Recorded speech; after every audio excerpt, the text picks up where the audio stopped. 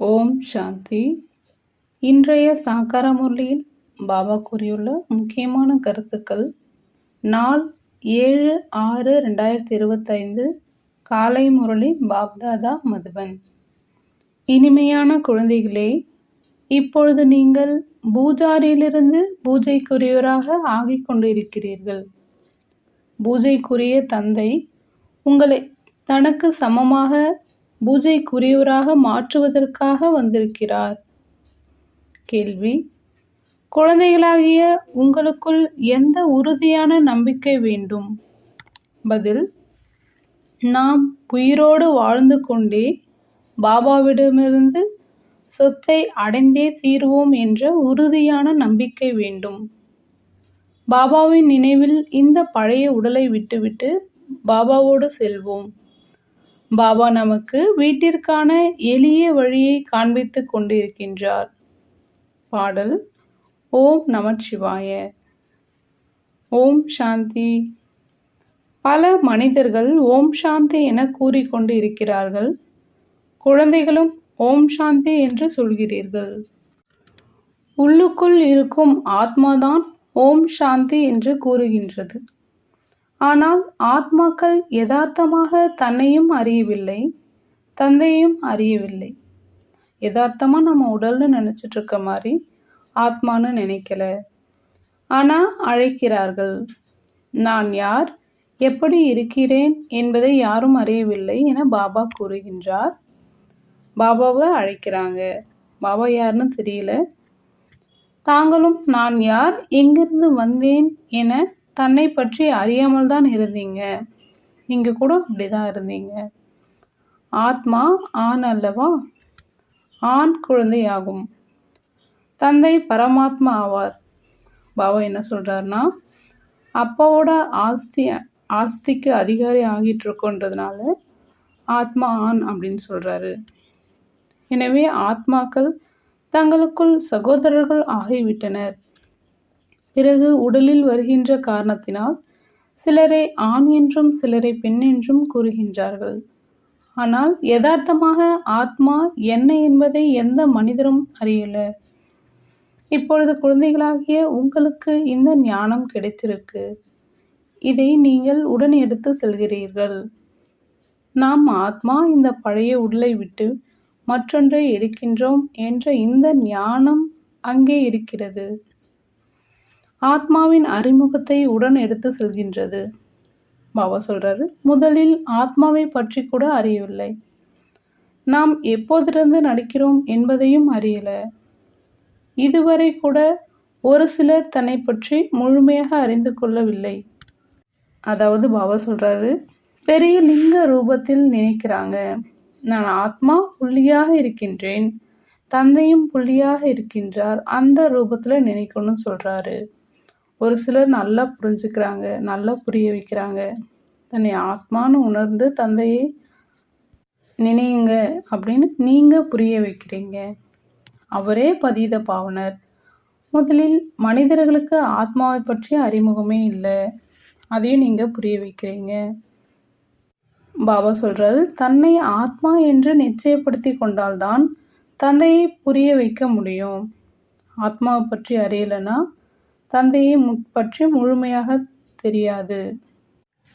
பாபா சொல்கிறாரு, இவ்வளவு சிறிய ஆத்மாவில் 84 பிறவிகளின் நடிப்பு பதிவாகி இருக்கு. இதையும் நீங்கள் புரிய வைக்க வேண்டும். இதை நம்ம புரிய வைக்கலன்னா பாபா சொல்கிறாரு, ஞானம் மிகவும் நன்றாக இருக்கிறது என்று மட்டும் கூறுகிறார்கள்.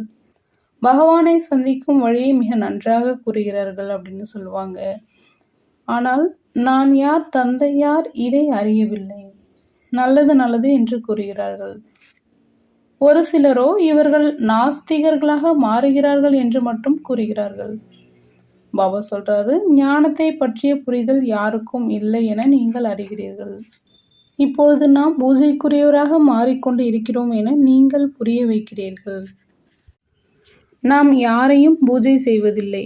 ஏனென்றால் அனைவராலும் பூஜிக்கப்படக்கூடியவர் உயர்ந்தலும் உயர்ந்த பகவான். நாம் அவருடைய வாரிசுகள். அவரே பூஜைக்குரிய பிதாஸ்ரீ. இப்பொழுது பிதாஸ்ரீ நம்மை அவருடைய குழந்தையாக மாற்றி படிக்க வைத்து கொண்டு இருக்கின்றார் என குழந்தைகளாகிய நீங்கள் அறிவீர்கள். அனைவரையும் விட உயர்ந்ததிலும் உயர்ந்த பூஜைக்குரியவர் ஒருவரே. அவரை தவிர வேறு யாரும் பூஜைக்குரியவராக மாற்ற முடியாது. பாபா சொல்றாரு, பூஜாரி நிச்சயமாக பூஜாரியாக தான் மாற்றுவார்கள். உலகத்தில் அனைவரும் பூஜாரிகளாக இருக்கிறார்கள். உங்களுக்கு இப்பொழுது பூஜைக்குரியவர் கிடைத்துவிட்டார். அவர் தனக்கு சமமாக மாற்றிக்கொண்டு இருக்கிறார். நீங்கள் பூஜை செய்வதை விடுவித்து விட்டார். தன்னுடன் அழைத்து செல்கின்றார். இது சீச்சி உலகம் ஆகும். பாபா சொல்றாரு, இது மரண உலகமாகும். ராவண ராஜ்யம் ஆரம்பமாகும் பொழுது பக்தியும் ஆரம்பமாகின்றது. பூஜைக்குரியவரிலிருந்து பூஜாரி ஆகின்றார்கள். பிறகு பூஜாரியிலிருந்து பூஜைக்குரியவராக மாற்ற தந்தை வரவேண்டி இருக்கு. இப்பொழுது நீங்கள் பூஜைக்குரிய தேவதைகளாக மாறிக்கொண்டிருக்கிறீர்கள். ஆத்மா சரீரத்தின் மூலமாக நடித்து கொண்டிருக்கிறது. இப்பொழுது பாபா ஆத்மாவை தூய்மையாக்குவதற்காக நம்மை பூஜைக்குரிய தேவதையாக மாற்றிக்கொண்டு இருக்கிறார்.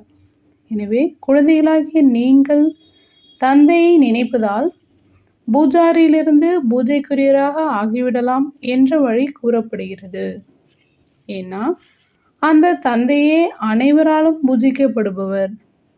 யார் அரை கல்பத்திற்கு பூஜாரி ஆகிறார்களோ அவர்களே அரை கல்பத்திற்கு பூஜைக்குரியவர் ஆகிறார்கள். இதுவும் நாடகத்தில் இருக்கு. நாடகத்தில் முதல் இடை கடை பற்றி யாரும் அறியவில்லை. இப்பொழுது பாபா மூலமாக குழந்தைகளாகிய நீங்கள் அறிகிறீர்கள். மேலும் பிறருக்கும் புரிய வைக்கிறீங்க. பாபா சொல்றாரு, முதல் முக்கியமான விஷயம் தன்னை ஆத்மா புள்ளி என்று உணருங்கள் என்பதை உணர வைக்க வேண்டும். ஆத்மாவின் தந்தை நிராகாரர். அந்த ஞானம் நிறைந்தவரே வந்து படிக்க வைக்கின்றார். சிருஷ்டியின் முதல் இடைக்கடை பற்றிய ரகசியத்தை புரிய வைக்கின்றார். பாபா ஒரு முறைதான் வருகின்றார். அவரை தெரிந்து கொள்வதும் ஒரு முறைதான். சங்கம யுகத்தில் ஒரு முறைதான் வருகின்றார். பழைய பதித உலகத்தை பரிசுத்தமாக மாற்றுகின்றார். இப்பொழுது பாபா நாடகத்தின்படி வந்திருக்கிறார். இது ஒன்றும் புதிய விஷயம் இல்லை. கல்ப கல்பமாக இவ்வாறே வருகின்றேன். ஒரு நொடி கூட முன்பின் ஆகாது. உண்மையில் பாபா ஆத்மாக்களாகிய நமக்கு உண்மையான ஞானம் கொடுத்து கொண்டு இருக்கின்றார். மீண்டும் கல்பத்திற்கு பின் பாபா வரவேண்டியிருக்கும் என குழந்தைகளின் மனதில் தோன்றுகிறது. இச்சமயம் பாபா மூலமாக யார் புரிந்து கொள்வார்களோ அவர்களே கல்பத்திற்கு பிறகு மீண்டும் புரிந்து கொள்வார்கள். இந்த பழைய உலகம் அழிய போகின்றது. மீண்டும் சத்யுகத்தில் வந்து நமது பாகத்தை நடிப்போம் என அறிகிறீர்கள். பாபா சொல்றாரு, சத்யுகத்தில் சொர்க்கவாசி ஆவோம். இது புத்தியில் நினைவிருக்கிறது அல்லவா? நினைவிருப்பதால் குஷி இருக்கு. மாணவ வாழ்க்கை அல்லவா இது? பாபா சொல்றாரு, விநாசத்திற்காக பொருட்கள் தயாராகும் பொழுது படிப்பு நிறைவடையும் என பாபா புரிய வைத்து கொண்டிருக்கின்றார். பிறகு தீப்பற்றி எரியும். நீங்கள் புரிந்து கொள்வீர்கள். ஏற்பாடுகள் நடந்து கொண்டு இருக்கிறதல்லவா? பாபா சொல்றாரு, ஒருவர் மற்றொருவர் மீது எவ்வளவு எரிச்சல் அடைகிறார்கள். நாலாபுறமும் விதவிதமான படைகள் உள்ளன. அனைவரும் சண்டையிடுவதற்காக தயாராகி கொண்டிருக்கிறார்கள். ஏதாவது ஒரு விதத்தில் போர் ஏற்படுவது போல தாக்குகின்றார்கள். போன கல்பத்தை போன்று அழிவு வரப்போகின்றது. குழந்தைகளாகிய நீங்கள் பார்ப்பீர்கள், முன்பு கூட ஒரு தீப்பொறியிலிருந்து எவ்வளவு பெரிய போர் நடந்தது என்பது குழந்தைகள் பார்த்தீர்கள். ஒருவருக்கொருவர் பயமுறுத்தி கொண்டே இருக்கிறார்கள். இப்படி செய்யுங்கள், இல்லையெனில் நாங்கள் கையில் அணுகுண்டுகளை எடுப்போம் என்கிறார்கள். மரணம் எதிரில் வந்திருக்கிறது. எனவே உருவாக்காமல் இருக்க முடியாது. பாபா சொல்றாரு, முன்பு கூட போர் நடந்தபோது அணுகுண்டுகள் வீசினர். விதி அல்லவா? இப்போதோ ஆயிரக்கணக்கான குண்டுகள் உள்ளன. பாபா சொல்றாரு, இப்பொழுது பாபா அனைவரையும் திரும்ப அழைத்து செல்ல வந்திருக்கிறார் என்பதை குழந்தைகள் நிச்சயமாக அனைவருக்கும் புரிய வைக்க வேண்டும். ஓ பதித பாவனா, வாருங்கள் என அனைவரும் அழைக்கிறார்கள். இந்த சீச்சி உலகத்திலிருந்து பாவன உலகத்திற்கு எங்களை அழைத்து செல்லுங்கள். முக்தி மற்றும் ஜீவன் முக்தி என 2 பாவனமான உலகங்கள் இருக்கின்றன என குழந்தைகளாகிய நீங்க அறிகிறீர்கள். அனைவரின் ஆத்மாக்களும் தூய்மையாகி முக்தி தாமத்திற்கு சென்றுவிடும். இந்த துக்க உலகம் விநாசமாகிவிடும். இதற்கு மரண உலகம் என்று பெயர். பாபா சொல்றாரு, முதலில் அமர உலகமாக இருந்தது. பிறகு சக்கரம் சுழன்று கொண்டே இப்பொழுது மரண உலகத்திற்கு வந்துள்ளீர்கள். பிறகு அமர உலகத்தின் ஸ்தாபனை நடக்கின்றது. அங்கே அகால மரணம் எதுவும் கிடையாது சொர்க்கத்தில் சொல்றாரு பாபா. ஆகவே அதற்கு அமரலோகம் என்று பெயர். சாஸ்திரங்களில் கூட வார்த்தைகள் உள்ளது, ஆனால் அதோட உண்மையான பொருளை யாருமே புரிஞ்சுக்கல. இப்போது பாபா வந்துள்ளார் என்பதை நீங்கள் அறிகிறீர்கள். மரண உலகம் நிச்சயமாக அழிய வேண்டும். இது 100% நிச்சயம். தனது ஆத்மாவை யோக பலத்தினால் தூய்மையாக்குங்கள் என பாபா புரிய வைத்து கொண்டு இருக்கிறாரு. ஆனால் இதையும் குழந்தைகள் நினைக்க முடியாது. தந்தையிடமிருந்து ஆஸ்தி மற்றும் ராஜ்யத்தை அடைவதில் உழைப்பு வேண்டும் அல்லவா? பாபா சொல்றார், எவ்வளோ முடியுமோ நினைவில் இருக்க வேண்டும். எவ்வளோ நான் நினைவில் இருக்க வேண்டும் மற்றும் எவ்வளோ பேருக்கு நினைவை ஏற்படுத்துகிறோம் என தன்னையே பாருங்க, சோதிச்சு பாருங்க அப்படின்னு சொல்றாரு. மன்மனா பவ, இதற்கு மந்திரம் என்று கூட சொல்ல முடியாது. பாபா சொல்றாரு, இது பாபாவின் நினைவு ஆகும். இது நினைவுதான். தேக உணர்வை விட வேண்டும். நீங்கள் ஆத்மா, இது உங்களுடைய ரதம். இதன் மூலம் நீங்கள் எவ்வளோ வேலை செய்கிறீங்க. சத்தியுகத்தில் நீங்கள் தேவதைகளாக எப்படி ராஜ்யம் செய்கிறீர்கள். பிறகு நீங்கள் இதே அனுபவத்தை பெறுகிறீர்கள். அச்சமயம் ஆத்ம உணர்வில் இருக்கிறீர்கள். சொர்க்கத்தில் நம்முடைய இந்த உடல் வயதாகிவிட்டது. அங்கே சொர்க்கத்தில் இதை விட்டுட்டு புதிய உடல் எடுப்பாங்க. அங்கே துக்கத்தின் விஷயமே கிடையாது. பாபா சொல்கிறாரு, இங்கே சரீரத்தை விடக்கூடாது என்பதற்காக மருத்துவர்களிடம் மருந்துகளை எவ்வளோ கஷ்டப்பட்டு வாங்கி முயற்சி எடுக்கிறாங்க. குழந்தைகளாகிய நீங்கள் நோய் ஏற்படும் போது கூட பழைய உடலினால் ஒருபோதும் துன்புறக்கூடாது. பாபா சொல்கிறாரு, ஏன்னா இந்த உடல்னால தான் உயிரோடு தந்தையிடமிருந்து ஆஸ்தி அடைய வேண்டும் என அறிகிறீர்கள். சிவ பாபாவின் நினைவினால் தான் பவித்திரமாகி விடுவீர்கள். இதுவே கடினமான உழைப்பு.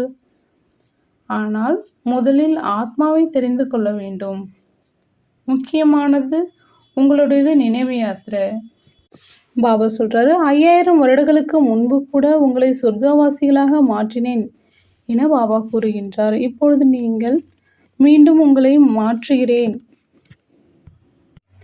பிறகு நீங்கள் இவ்வாறே 84 பிறவிகளை எடுத்தீர்கள்.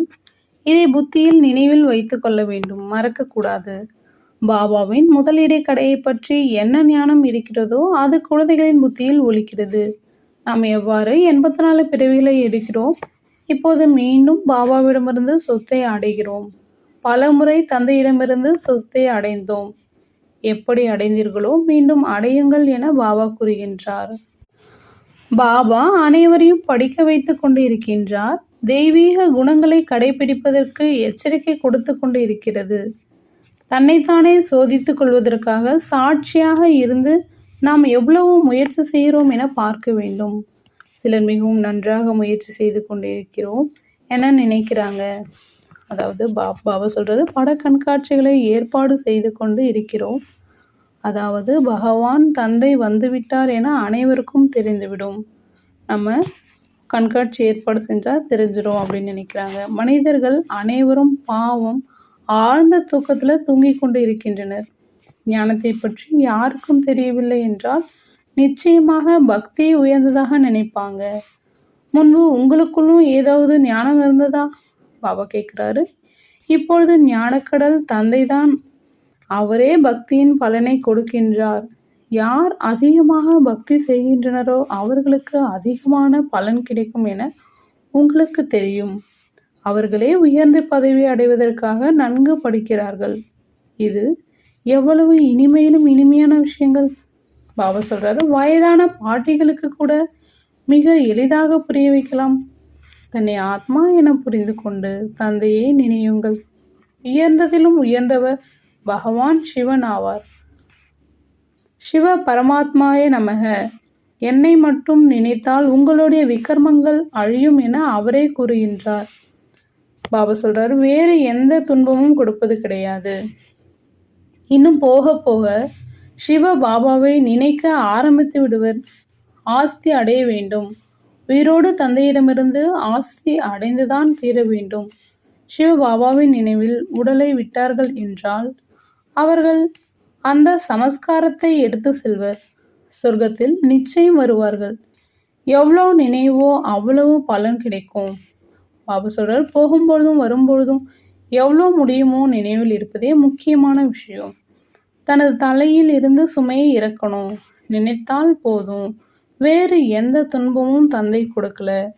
அரை கல்பமாக குழந்தைகள் துன்பத்தை பார்த்துள்ளீர்கள். ஆகவே இப்பொழுது உங்களுக்கு ஆஸ்தி அடைவதற்கான எளிய வழியை காண்பித்திருக்கிறார். பாபாவை மட்டும் நினையுங்கள். முன்பு கூட நீங்கள் நினைச்சிங்க, ஆனால் ஞானம் எதுவுமே இல்லை. இப்பொழுது இவ்வாறு என்னை நினைச்சிங்கன்னா உங்களோட விக்கர்மங்கள் அழியும் அப்படின்னு பாபா ஞானம் அளித்திருக்கிறார். உலகில் பலர் சிவனுடைய பக்தியை செய்கிறாங்க, நிறைய நினைக்கிறாங்க, ஆனால் அவரை பற்றி தெரியல. இச்சமயம் பாபாவே என்னை நீங்கள் என அறிமுகம் கொடுக்கிறாரு. பாபா இந்த பாக்கிய ரதத்தை எடுத்துள்ளார். இந்த பாக்கிய ரதன் கூட புகழ் வாய்ந்தவர் ஆவர். இவர் மூலமாக ஞானம் கொடுக்கிறார். இதுவும் நாடகத்தில் இருக்கிறது. ஒவ்வொரு கல்பத்திலும் இந்த பாக்கியசாலி ரதத்தில் வருகிறார். ஷாம் சுந்தர் என யாரை கூறினோமோ அவரே இவர் என நீங்கள் அறிகிறீர்கள். இதையும் நீங்கள் புரிந்து கொள்கிறீர்கள். பிறகு மனிதர்கள் அர்ஜுனன் பெயரை வைத்து விட்டனர். பிரம்மாவிலிருந்து விஷ்ணு, விஷ்ணுவிலிருந்து பிரம்மாவாக எப்படி மாறுகின்றனர் என்பதை பாபா யதார்த்தமாக புரிய வைக்கின்றார். பாபா சொல்றாரு, நாம் பிரம்மாபுரியை சார்ந்தவர்கள், பிறகு விஷ்ணுபுரியை சார்ந்தவர்களாக மாறுவோம் என குழந்தைகள் புரிந்து கொள்கிறீர்கள். விஷ்ணுபுரியிலிருந்து பிரம்மாபுரிக்கு வருவதற்கு 84 பிறவிகள் ஆகின்றது. இதையும் பல முறை புரிய வைத்து இருக்கின்றேன். மீண்டும் அதை நீங்கள் கேட்கிறீர்கள். என்னை மட்டும் நினைத்தால் உங்களுடைய விக்கர்மங்கள் அழிந்து போகும் என ஆத்மாக்களுக்கு பாபா கூறுகின்றார். ஆகவே உங்களுக்கு குஷியும் ஏற்படுகிறது. இந்த ஒரு பிறவி தூய்மையாக மாறினால் நாம் தூய்மையான உலகிற்கு அதிபதி ஆகலாம். பிறகு ஏன் தூய்மையாக ஆகக்கூடாது? ஒவ்வொரு பாபாவின் குழந்தையும் பிரம்மாவின் குழந்தைகள். இருப்பினும் அந்த உலகிய உணர்வு மாறுவதில் தாமதம் ஏற்படுகிறது. மெல்ல மெல்ல கடைசியில் கர்மாதீத் நிலை ஏற்படும். இச்சமயம் யாருக்கும் கர்மாதீத் நிலை ஏற்படுதல் முடியாததாகும். கர்மாதீத் நிலையை அடைந்துவிட்டால் இந்த உடல் கூட இருக்காது. இதை கூட விட வேண்டும். போர் ஏற்பட்டுவிடும். ஒரு பாபாவின் நினைவில் இருக்க வேண்டும். இதில்தான் கடின உழைப்பு இருக்கிறது. நல்லது. இனிமையிலும் இனிமையான காணாமல் போய் கண்டெடுக்கப்பட்ட செல்லமான குழந்தைகளுக்கு தாயும் தந்தையுமாகிய பாப் தாதாவின் அன்பு நினைவுகள் மற்றும் காலை வணக்கம். ஆன்மீக குழந்தைகளுக்கு ஆன்மீக தந்தையின் நமஸ்தே. தாரணைக்கான முக்கிய சாரம். 1. சாட்சியாக இருந்து நாம் எவ்வளவு முயற்சி செய்கிறோம், போகும்பொழுதும் வரும்பொழுதும் காரியங்கள் செய்தாலும் எவ்வளவு நேரம் தந்தையின் நினைவில் இருக்கிறோம் என தன்னைத்தானே பாருங்கள். 2. இந்த உடலினால் ஒருபொழுதும் துன்புறக்கூடாது. இந்த உடலில் வாழ்ந்து கொண்டே தந்தையிடமிருந்து ஆஸ்தியை அடைய வேண்டும். இந்த வாழ்க்கையில் சொர்க்கவாசி ஆவதற்காக முழுமையாக படிக்க வேண்டும். வரதானம். திரிகால தரிசி மற்றும் சாட்சி பார்வையாளர் ஆகி ஒவ்வொரு கர்மம் செய்து கொண்டே பந்தன் முக்த் ஸ்திதியின் அனுபவம் மூலம் உதாரண ரூபம் ஆகுக. விளக்கம். திரிகால தரிசி நிலையில் நிலைத்திருந்து கர்மத்தின் முதல் இடை மற்றும் கடைநிலையை அறிந்து கர்மம் செய்கின்றீர்கள் என்றால் எந்த ஒரு கர்மமும் விகர்மம் ஆக முடியாது. சதா சுகர்மம் செய்வீர்கள். அப்பேற்பட்ட சாட்சி பார்வையாளராகி கர்மம் செய்வதனால் எந்த ஒரு கர்மத்தின் பந்தனத்தில் கட்டுண்ட கர்ம பந்தனம் உடைய ஆத்மா ஆக மாட்டார்கள். கர்மத்தினுடைய பலன் சிரேஷ்டமானதாக ஆகுவதன் காரணத்தினால் கர்ம சம்பந்தத்தில் வருவீர்கள், பந்தனத்தில் அல்ல. கர்மம் செய்யும் பொழுது விடுபட்டவராகவும் மற்றும் அன்பானவராகவும் இருந்தீர்கள் என்றால் அநேக ஆத்மாக்களுக்கு முன்னால் உதாரண ரூபம், அதாவது எடுத்துக்காட்டு ஆகிவிடுவீர்கள். ஸ்லோகன்: யார் மனதால் சதா திருப்தியாக இருக்கின்றார்களோ அவர்களே டபுள் லைட் ஆவார்கள். அவ்யக்த இஷாரா: ஆத்மீக ஸ்திதியில் நிலைத்திருப்பதற்கான அபியாசம் செய்யுங்கள். உள்முக நோக்குள்ளவர் ஆகுங்கள். எந்த ஒரு சக்திசாலியான சங்கல்பமும் ஆன்மீக சக்தி, அதாவது எனர்ஜியை சேமிப்பு செய்கிறது. சமயமும் வெற்றி உடையதாகின்றது. வீணான சங்கல்பமானது சக்தி மற்றும் சமயத்தை வீணாக இழக்க செய்கின்றது. ஆகையினால் இப்பொழுது வீணான சங்கல்பங்களை உருவாக்குவதை நிறுத்துங்கள். இந்த படைப்புதான் படைப்பாளராகிய ஆத்மாவை குழப்பமடைய செய்கின்றது.